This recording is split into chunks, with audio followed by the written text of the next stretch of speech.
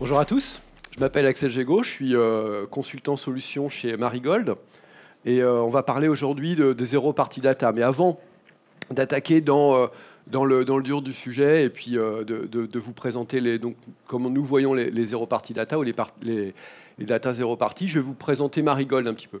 Donc qui on est aujourd'hui? Donc Marigold, on est né de la fusion de deux groupes. Le groupe CM, que vous connaissez par Celligent, qui est plus connu ici en Europe, et Cheetah Digital, qui est très connu aux États-Unis et au Japon. On adressait des périmètres un petit peu différents. Et en fait, l'objectif de cette fusion, c'était d'être capable en fait, d'assister les clients et de leur fournir en fait, un logiciel SaaS qui permette de gérer tout le cycle de vie du client, de l'acquisition jusqu'à la rétention en passant par l'engagement, et surtout être capable de proposer à la fois de l'expertise et de la technologie pour assister et permettre de développer des projets. Alors, CM Group et Cheetah Digital, on existe depuis de nombreuses années et on est présent dans le monde entier. Alors, aux États-Unis, on est plus connu pour Cheetah Digital et pour tout le groupe CM. En Europe, c'est plus Celligent qui est connu. Et en tout cas, la vocation de ce mariage, c'était d'être capable vraiment d'adresser tous les verticaux, donc tous les clients, toute typologie de clients, toute typologie de business, pour vraiment être en capacité d'assister en matière d'expertise et de stratégie nos clients. Et aujourd'hui, moi, je vais me faire la voix de notre équipe stratégie, qui est composé en fait de beaucoup de spécialistes en fait qui vont au quotidien assister nos clients. Donc on a des marketing spécialistes qui vont être capables de travailler sur tout ce qui va être création de programmes de fidélité, programmes Zero Party Data, mais on a aussi des data scientists ou des data architectes qui vont vous aider à vraiment à comprendre ce qui marche pas, et puis comment on remplit, par exemple, un gap, un trou dans une stratégie, comment on peut avancer pour aller plus loin. Et donc, cette équipe stratégie, elle travaille au quotidien avec nos clients, elle fait des analyses aussi voilà, pour présenter un peu le pédigré des personnes avec qui j'ai préparé la présentation aujourd'hui. Vraiment, on travaille tous les jours avec les clients et avec les clients de nos clients pour comprendre ce qui fonctionne et ce qui ne fonctionne pas.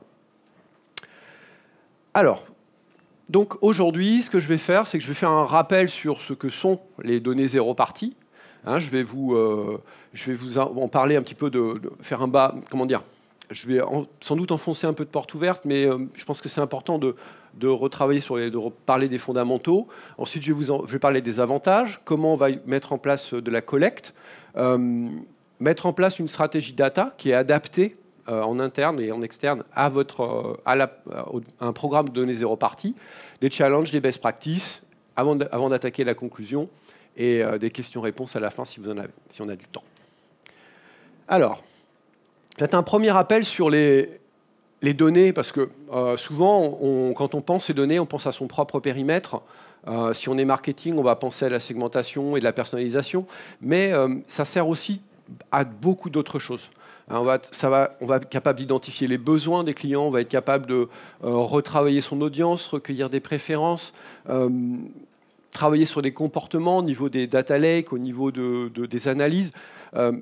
Donc, ce qui est important, et c'est quelque chose sur lequel je vais revenir plus tard, c'est que les données, elles concernent tout le monde. Je ne sais pas si vous vous souvenez, il y a quelques années, on parlait beaucoup du NPS. Le NPS, c'est important, le NPS, c'est important. Et il y a beaucoup d'entreprises qui n'ont pas compris que le NPS, ça marche pour l'entreprise, mais pour toute l'entreprise. Les Zero Party Data, c'est exactement la même chose. C'est quelque chose qui va servir l'intégralité de votre entreprise.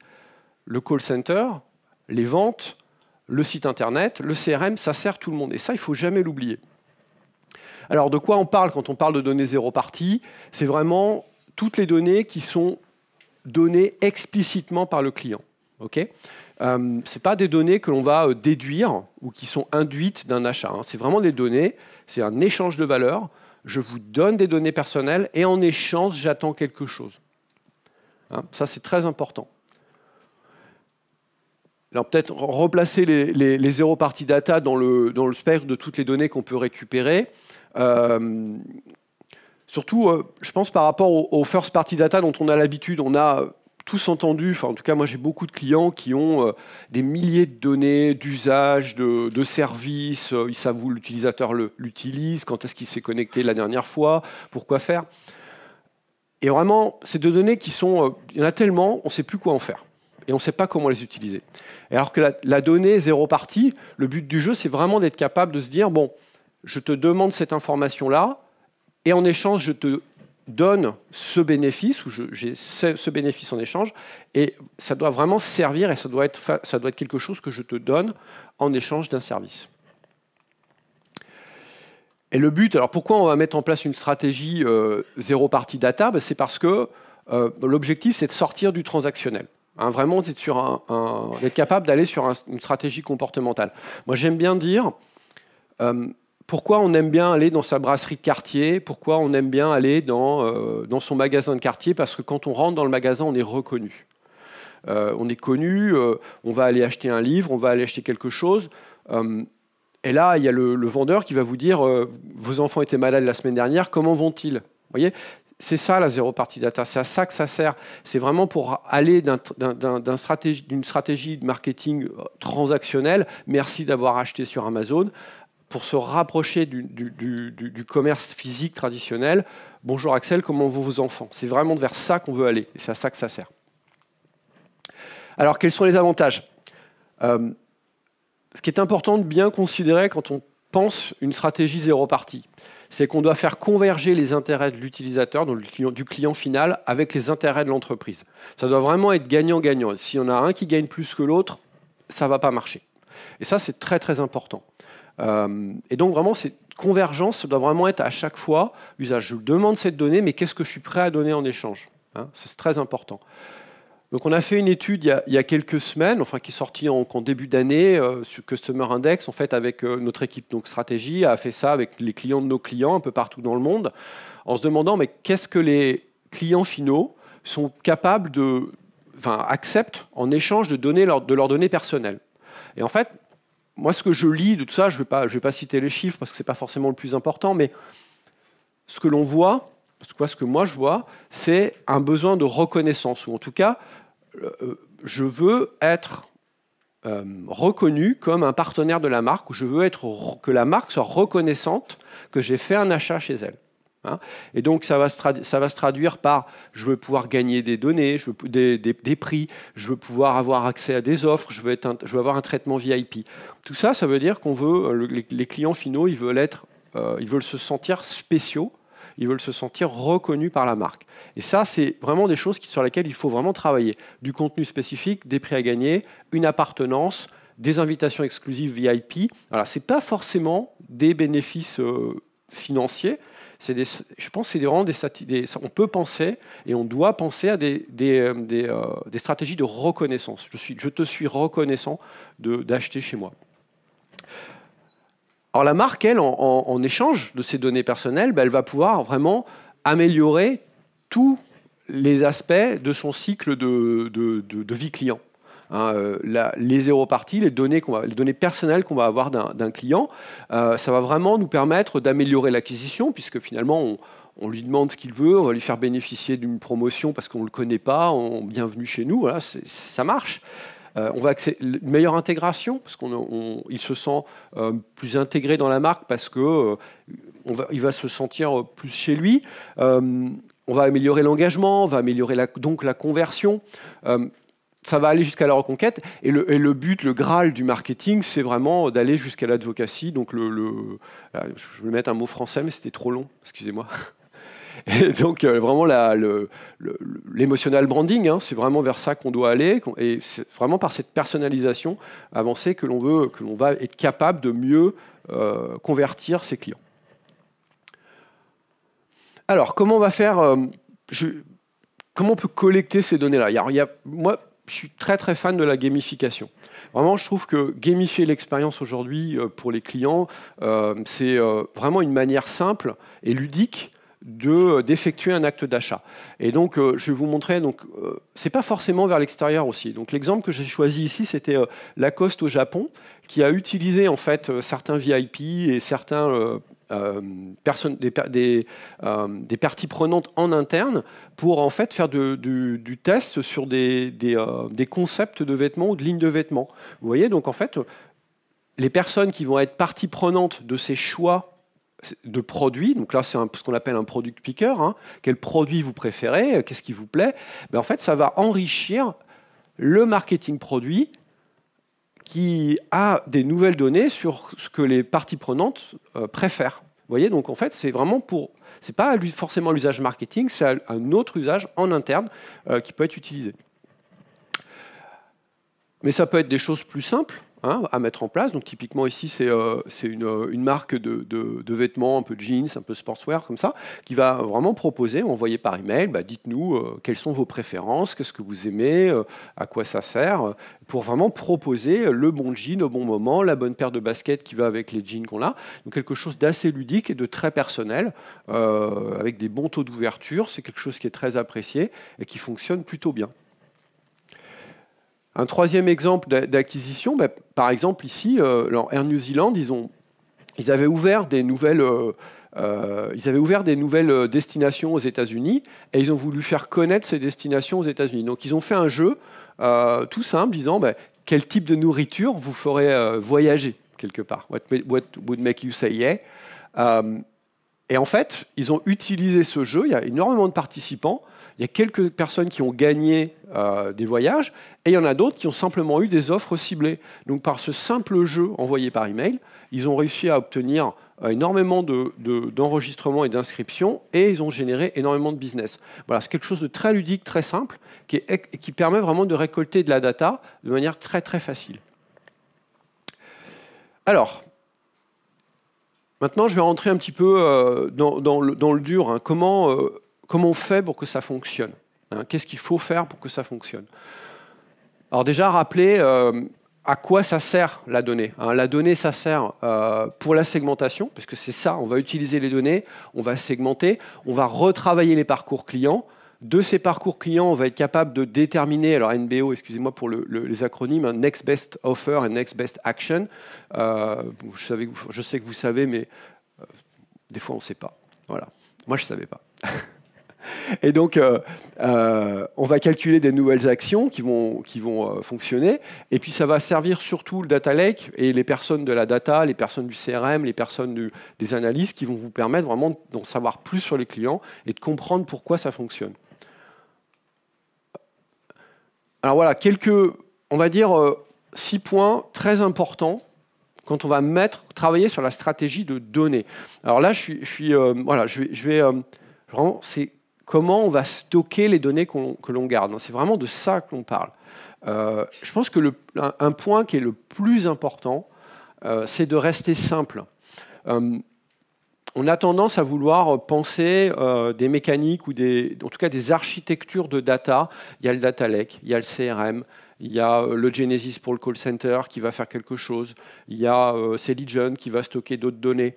Et là, on va se dire, ah mais non, en fait, on en a besoin là, donc on va créer un autre puits de données et on va mettre encore un puits de données. Ça va marcher 5 minutes et puis il y a de grandes chances que dans un an, on revienne en arrière et que ça ne marche pas. Donc vraiment, regardez en interne ce que vous avez comme modèle de données, comme data, et stocker des données là où elles sont facilement accessibles, facilement stockables. Ça, c'est très important. Le deuxième point, c'est la facilité de compréhension. J'en ai parlé tout à l'heure. Le client, lui, il comprend son intérêt tout de suite. C'est très simple. Mais encore une fois, c'est important de bien présenter vraiment des indications très claires sur ce qui va se passer quand le client va cliquer, là, quand je vais partager mes données. Voilà ce qui va se passer.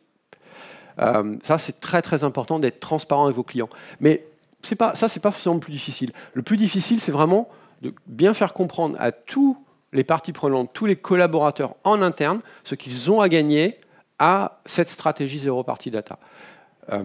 Qu'est-ce que le CRM a à gagner? Qu'est-ce que les ventes ont à gagner? Qu'est-ce que le site internet a à gagner? Qu'est-ce que le call center a à gagner?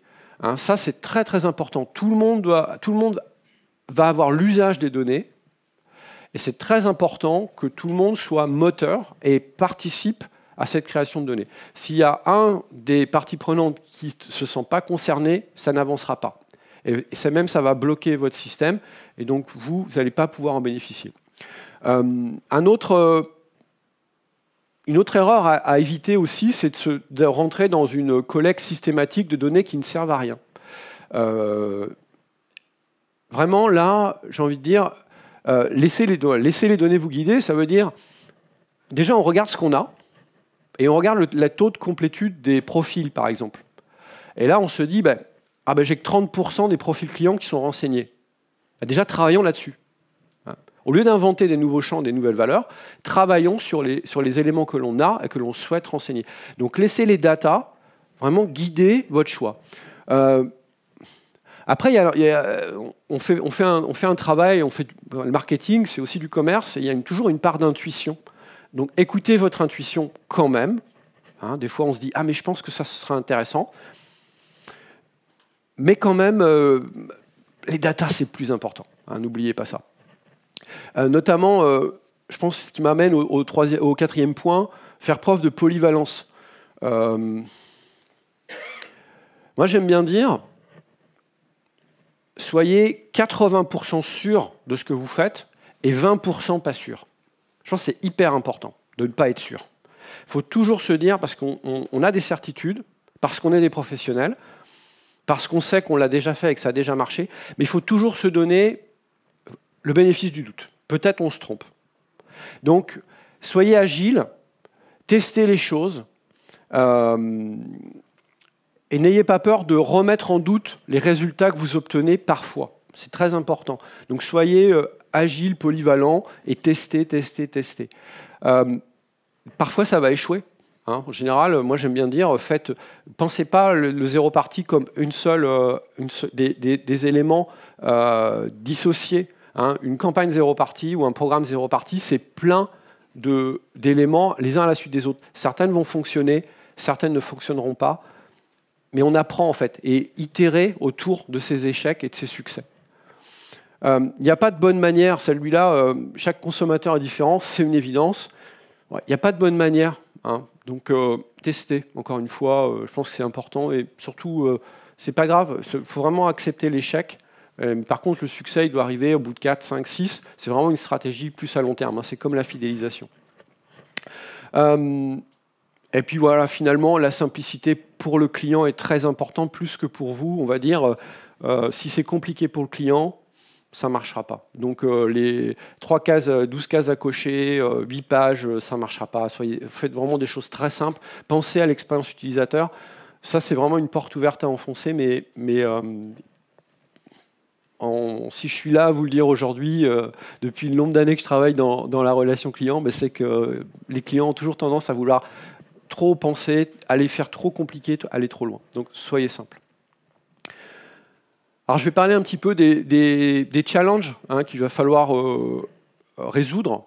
Et le premier challenge, c'est vraiment il y a un côté anxiogène dans la collecte de données pour une bonne partie de nos clients. Et soyez vraiment, quand vous mettez en place un use case, un cas d'usage, assurez-vous que vous récoltez bien les données qui sont strictement nécessaires. Les clients comprennent si on leur demande des informations à eux personnelles, mais vraiment soyez très concis sur les données que vous réceptionnez. Ne me dites pas « je vais rajouter un champ, on verra bien ». Non. Si le client ne voit pas quel impact ça a sur le...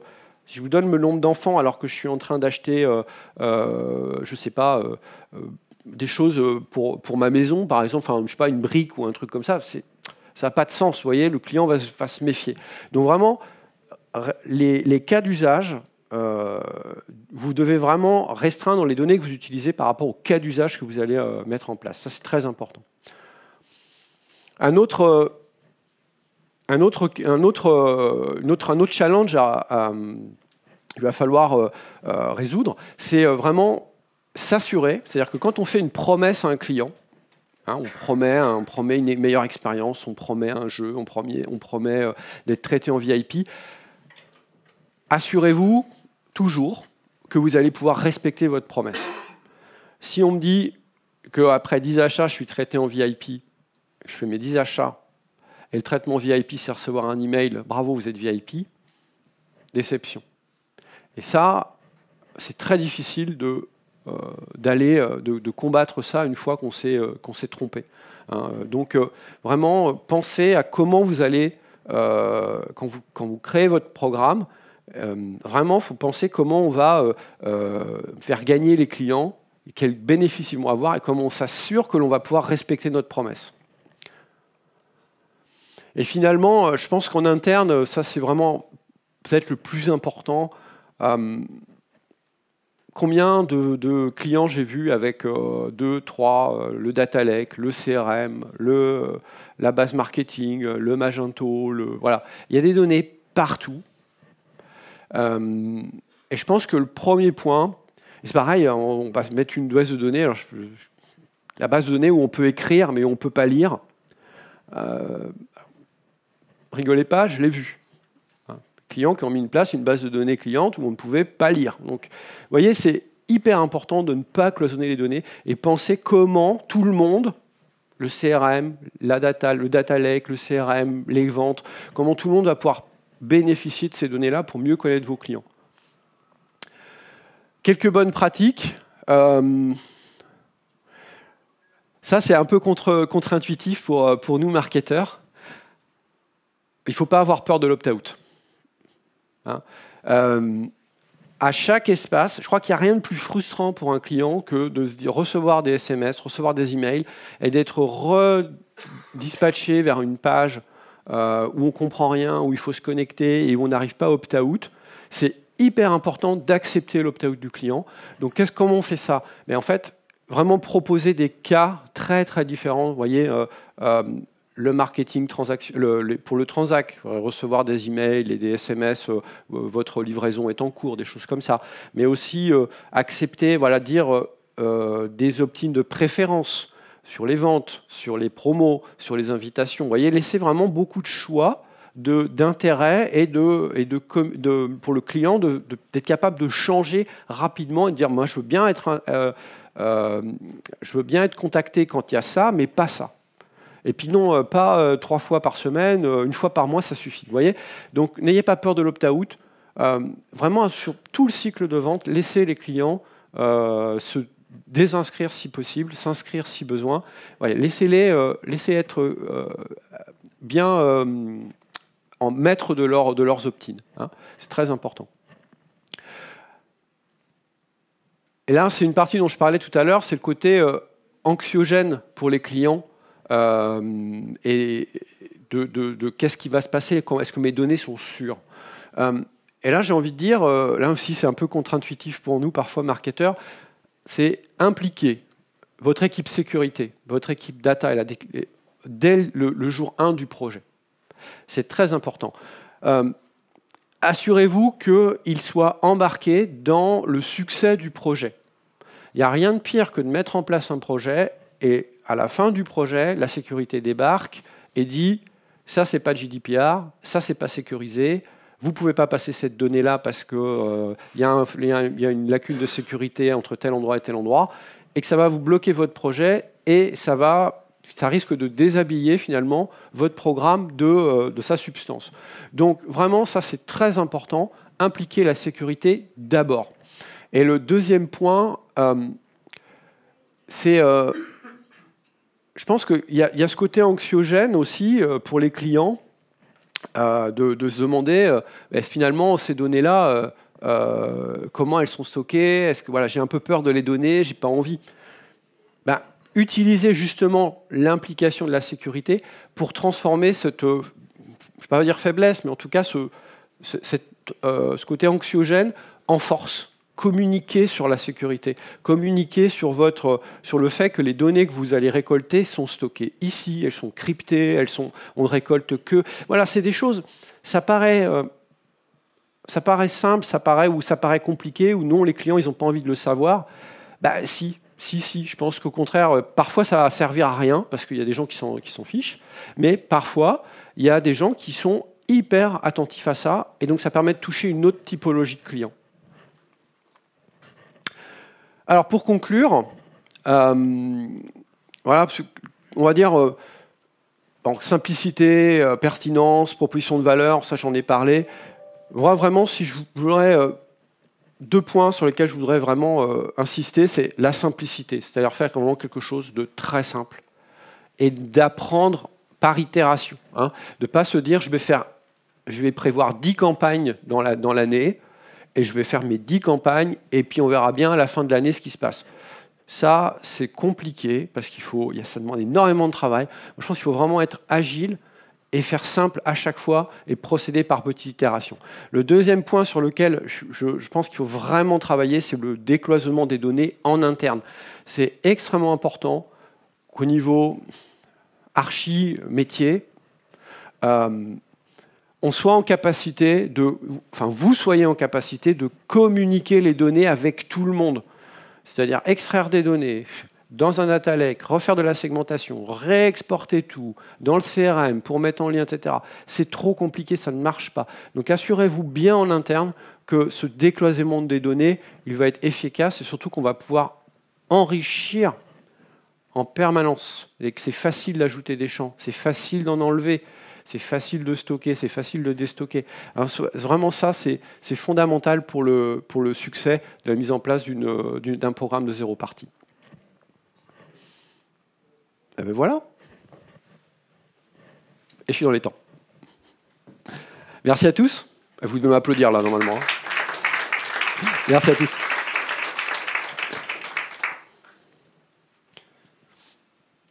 Alors, question, est-ce qu'il y a des questions, est-ce qu'il y a des réponses? Ou sinon, c'était hyper clair et vous pouvez tous aller au bar. Oui. Est-ce que les systèmes de master data management sont impliqués dans tout ça? J'ai entendu.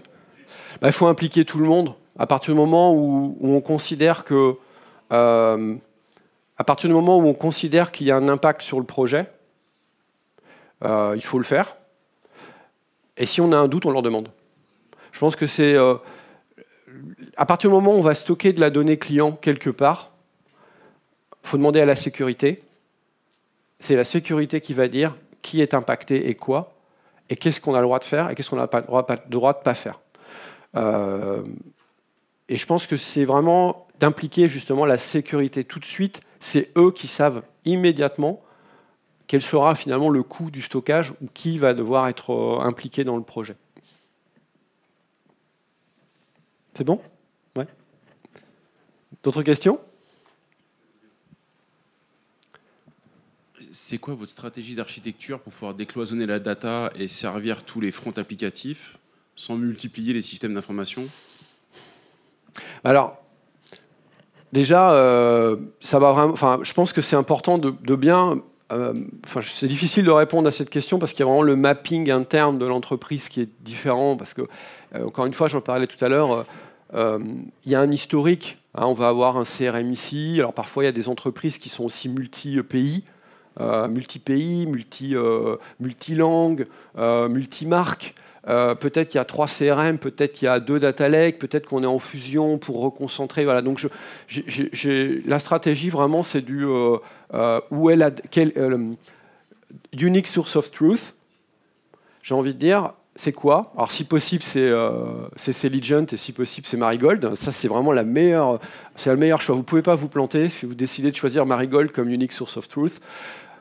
Mais je pense que je serais déjà millionnaire si c'était aussi simple que ça. Donc je pense qu'il faut vraiment regarder le mapping de l'entreprise et puis se dire, en fait, il y a des données qui vont être... il y a un CDP, forcément, quelque part. Il y a forcément ce unique source of truth. Il faut vraiment réussir à l'identifier. Et s'il n'est pas identifié, il faut en choisir un, je pense. Et je pense qu'encore une fois, c'est pareil.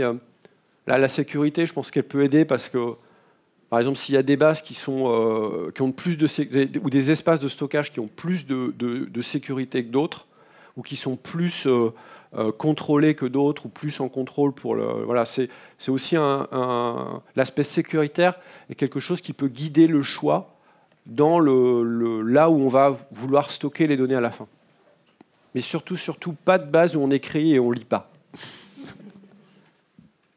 Pas d'autres questions ? Bon, voilà. Merci à vous.